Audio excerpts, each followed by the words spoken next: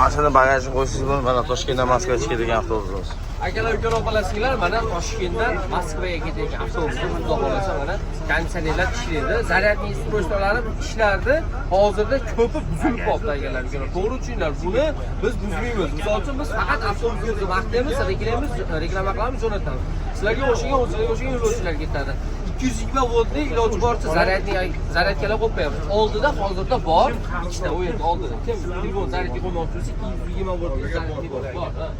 220 voltga qo'yib ketaveradi. Almashma. O'zbekistonda bo'lmaydi. Ammo qayerdansiz? Qayerdansiz? Samarqanddansiz. Qanday avtobus yo'qmi? Saksa bo'laveradi. Ekolojnimi?